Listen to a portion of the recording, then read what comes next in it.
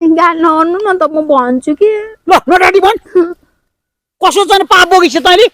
मैले पाप बोकेको त होइन के बोकिस् त्यो अर्का जिउ बोकी भन्न हेर अलिकति मबाट गल्ती भयो बुढो माफ गरिदिनु न मलाई गल्ती भयो भन् कसको नासो बोकिस् अब दिनदिनै पेट ठुल्ठुलो हुँदै जान्छ गाउँलेहरू सबैको आँखा लाग्छ मलाई बाटा हिँडी साध्य हुने भएन अब तपाईँले कसरी मुथ्याउने होला तपाईँले मेरो भन्नुभयो भने कसैलाई थाहै हुन्न के अनि घरमा बस्नु मन लागेन म आफै एकजनासँग गएको थिएँ कि त्यही भएर गल्ती भयो बुढो माफ गरिदिनु न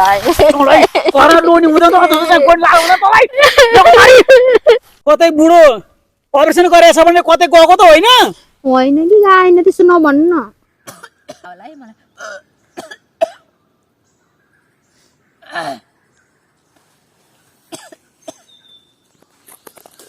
भगवान के भयो कस्तो गाह्रो भयो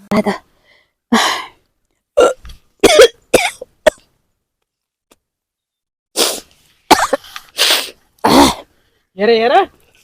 मैले यो के देख्नु परेको यो के भएर यो कहाँ जान्छे के गर्छे भनेर म अभि जान्छु भनेर तेरो पछि लाग्दै हिँडेको थिएँ म के हो यो पारा यो अनि मलाई ग्यास्ट्रिक भएर हो के ग्यास्ट्रिक भएर ग्यास्ट्रिक भएर गएको हुन्छ अनि जे पाए त्यही खायो भने ग्यास्ट्रिक भयो भने उल्टी आउने त हो नि तपाईँ कस्तो हुनुहुन्छ ल हेर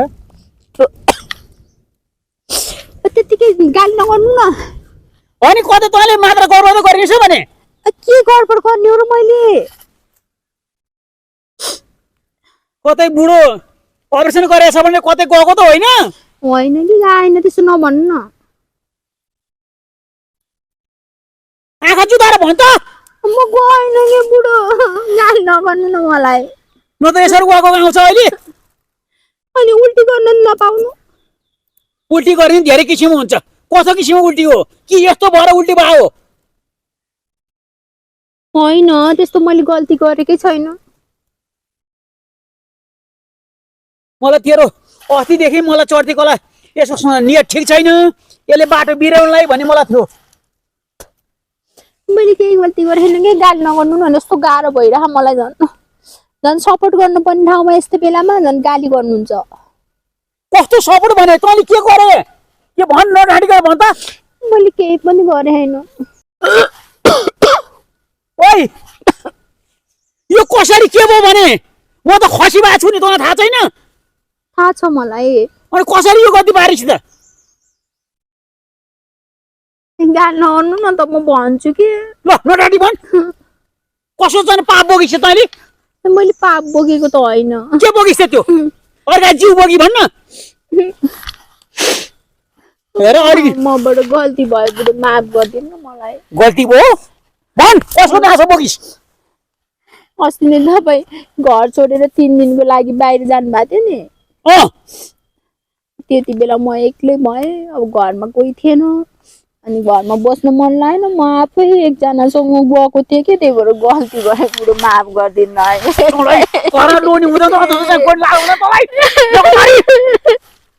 मैले जानेर गल्ती गरेको होइन के जानेर हेर हेर अब आफू खसी भएको छु दुनियाँ समाजले के भन्लान् बुढो खसी भएछ बुढी दुजी भएछ भने गाउँभरि अब हल्ला चल्छ के भगवान् अब मैले के गर्ने होला कसरी मुख देखाउने होला त्यो समाज त्यसो नभन्नु न बुढो यता सुन्नु न एउटा कुरा भन्छु रिसाउनु न भन् के रिसाउनु सुस्त भन्नु न कति तर्काउनुहुन्छ थर्काउनु मात्रै हाम्रो छोराछोरी पनि त छैन नि त बुढो अब तपाईँबाट हुँदैन अनि जिन्दगीभर हामी दुईटा बुढाबुढी मात्रै बस्ने अरूले छोरी नभएर के हो त तैँले मेरो मुख हेरी म तेरो मुख हेरी गरेर जिन्दगी बिताउनु पर्थ्यो नि यसरी जिन्दगी बित्दैन नि बुढो भोलि बुढेसकाल लाग्छ हामी बिरामी भइन्छ त्यो बेला हामीलाई कसले उपचार गर्छ कसले खुवाउँछ भन्नु त कसले लुगा धोइदिन्छ एउटा सन्तान त चाहिन्छ कि एउटा सन्तान चाहियो भने कसैको चाहिँ एउटा दुखी गरिबको बच्चो ल्याएर पालेर चाहिँ हाम्रै सन्तान भनेर हुर्काएर त्यसैले गर्थ्यो नि हामीलाई रेखिदिएपछि अर्काले पालेको अर्काको सन्तान ल्याएर पालेर गर्दैनन् कि उनीहरूको भविष्य हामीले बनाइन्छन् अनि हामीलाई नै छोडेर तिनीहरू जान्छ यो चाहिँ अनिको हाम्रो हो त यो म खसी भएको छु अर्का भएन यो अर्काको भयो नि त यो कोक त मेरो हो नि त मेरो भसी बच्चा तपाईँको भएन त हो त्यसै भन्नु त्यसै हो हेर आफ्नो सम्झिनु बुढो बिन्ती आज जोड्छु कि म तपाईँले आफ्नो सम्झिनु स्वीकार्नु न बच्चालाई गाउँले समाजलाई थाहा भयो भने कुरा काट्छन् कि कस्तो धर्म सङ्कट तपाईँलाई पार्दै यो पार्दै। बच्चै नपाउने रहेछ भन्छन् मलाई बाजी भन्छन् अब दिनदिनै पेट ठुल्ठुलो हुँदै जान्छ गाउँलेहरू सबैको आँखा लाग्छ मलाई बाटा हिँडी साध्य हुने भएन अब तपाईँले कसरी मुत्याउने होला तपाईँले मेरो भन्नुभयो भने कसैलाई थाहै हुन्न के मैले बच्चा पाल्न नि त सक्दिनँ नि यो सम्झिनु कि हामीलाई भगवान्ले दिएको उपहार हो के हो प्रसाद भन न बरु प्रसाद प्रसाद प्रसाद हो मान्नु न मान्नु के गरौँ अब अर्को बुढी ल्याउँ भने पनि आफू खसी भइया छ अर्कोबाट बच्चा हुने होइन आफूबाट अब जे हुनु भयो भइगयो अब यसले गल्ती गरिहाली अब आइन्दा गल्ती नगर है त्यस्तो गर्दिनँ म अब यो छोरो भए पनि छोरी भए पनि हामी स्वीकार्छौँ अब यो मेरै भन्न पर्ला भन्न त सबै तपाईँले गाउँतिर आफ्नै भन्नुपर्छ त्यति भन्नुभयो भने हाम्रो बुढेसकालको सहारा पनि हुन्छ के बुढो यति हुन्छ भन्नु के स्वीकार्नु न यसलाई ल है ल यसले म स्वीकार्दिम है अब आइन्दा झुकेर पनि यस्तो गल्ती नगर्नु म गर्दिनँ अब कहिले पनि गर्दिनँ यस्तो गल्ती अबदेखि है के गरौँ पाती भाइ मलाई त अब रातभरि निद्रा नै लाग्ने भएन बरु खुसी हुनु न हामी सन्तानै नहुनेलाई एउटा सन्तान भए पनि खुसी हुनुपर्छ के ल अब तिम्रै इच्छा म पुर्याइदिउँला नि त के भन्ने त मैले अब अर्का नासो बोकिस् भनेर घरबाट निकालिदिउँ भने पनि मैले अर्को ल्याएँ भने गति त्यही हो मेरो अब मबाट बच्चा हुँदैन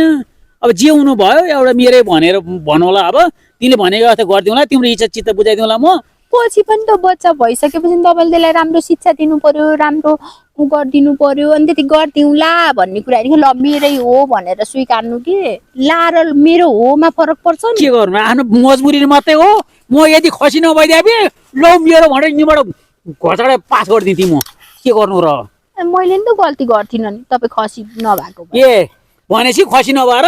गल्ती गरे होइन त बुढो खसी भएर अन्त ए होइन अझै होइन भन्न सक्यो होइन के बुढो होइन फेरि पछि नि बानी बिग्रिँदैन नि फेरि बिगार्दिनँ म तपाईँसँगै बस्छु तपाईँले के भने त्यही मान्छु म त्यस्तो बानी बिगार्दिनँ नि